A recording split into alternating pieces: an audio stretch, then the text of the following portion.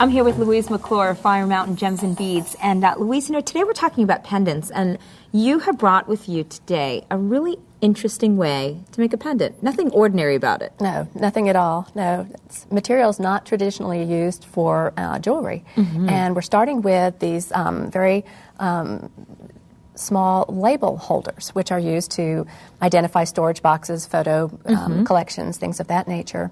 And what I do with the label holders is I will sandwich in between these bits of mica, sheet mica, which I've cut to fit just inside the small window. So we're creating a two-sided fabricated charm using some found objects. Here we have a maple seed pod.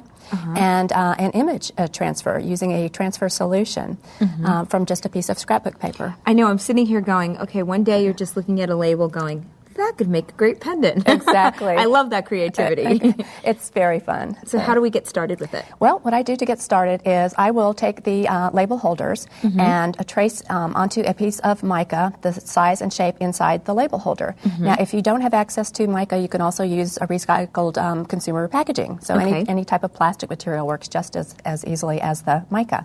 And then with the image transfer process, as I mentioned, it is a piece of scrapbook paper, and it's a layering. So you'll brush on 3 different layers and allow them to dry in between each layer.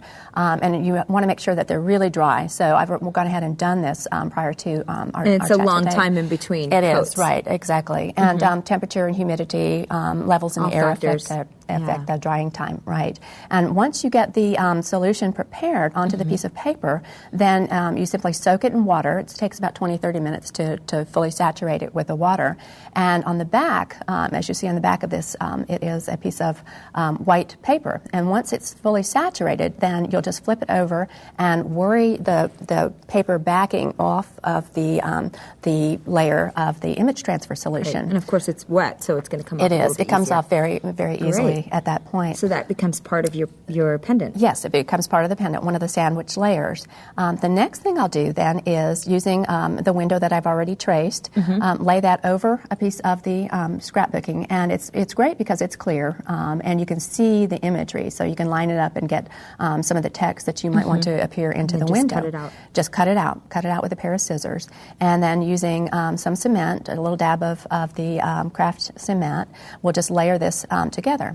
And then what we'll do on the flip side is layer a piece of the found object, which in this case would be the maple seed pod. And this I just found cool. in the fall, filtering down from the trees. It really is kind of a whirligig effect.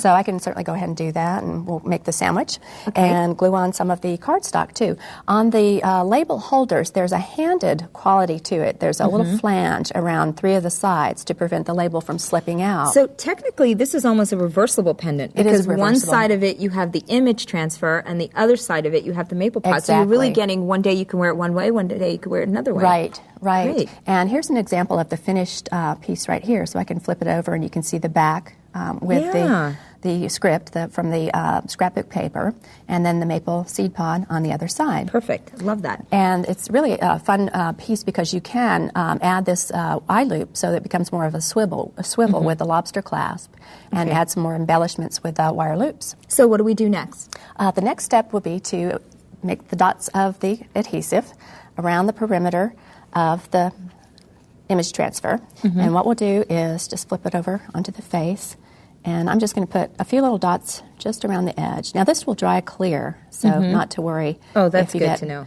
extra sized dots on that. It's not a problem. And we'll just lay this then, the image face down, onto one of the pieces of mica.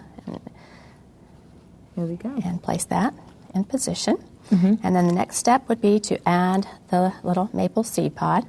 And again, the same technique. We're just going to be placing little dabs of the adhesive onto the seed pod.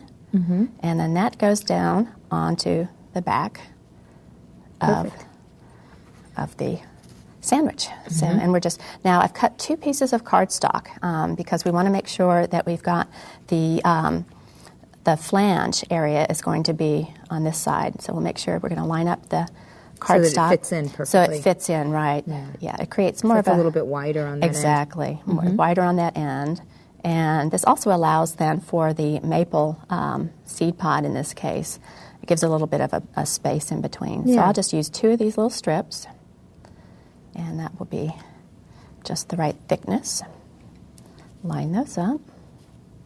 Okay. And then the next step is to do the window on the other side. Mm-hmm.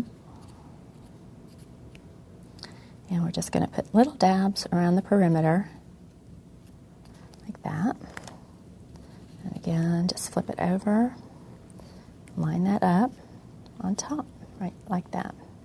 Now, when we sandwich these in between, all that space is going to be adjusted, so we won't have any problems Right. with that. So you just glue the outside of that I as do. well. Glue the outside. So it's nice of and it. secure. It is, yes. Yeah, it won't slip out of the window. And then we insert the entire sandwich. And ideally, we'd allow this to dry in between each of the steps so that the adhesive Yeah, so it's has not slippery. has a So it's chance really to adherent. set. Right.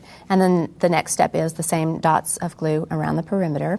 And we'll just line that up. Yeah. And here I've got a completed example that we can see. That looks great. With the entire piece all glued together and with the dry time for the adhesive on that.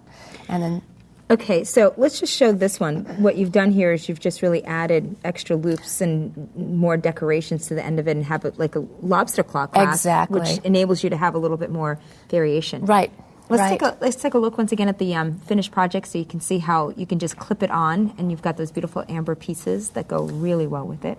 And then lastly, I want to show you some of the other examples of pendants that Louise has brought so you can really be creative in all of the pendants that you're making. These are some wonderful ideas. Oh, thank you thank you. so much, Louise. My pleasure. Thank you. We'll be right back with Tammy Hahnemann.